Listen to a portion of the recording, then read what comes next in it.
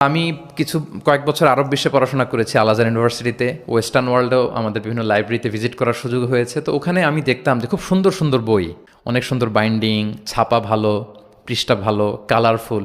Most recently আমি একটা বই পড়ছি, মিরাজ মহিউদ্দিন নামে একজন Egyptian scholar, Harvard graduate, revelation নামে, অনেকে হয়তো দেখে থাকবেন। এত চমৎকার বই সিরাতের উপর আমি আমার পুরো জীবনেতে দেখিনি। হার্ভার্ড গ্রাজুয়েট, সে এমনভাবে সে সিরাতটাকে মানে ভিজুয়ালি প্রেজেন্ট করেছে, অবাক করা।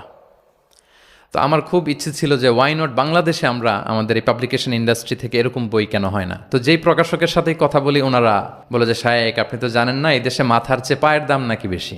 তাই আমি বললাম এটা আবার কি জিনিস। বলে যে পায়ে তো জুতা পরে, মানুষ জুতা কেনার জন্য অ্যাটলিস্ট 2,000 টাকা বাজেট রাখে, মানে 2,000 টাকার কমের নিচে নাকি জুতা হয় না এই দেশে, ভালো জুতা। তো বলে যেই লোক 2,000 টাকা দিয়ে জুতা কিনবে পায়ের জন্য, সে বই খুঁজে 600 পৃষ্ঠার বই হইতে হবে, দাম হইতে হবে 500 টাকার নিচে।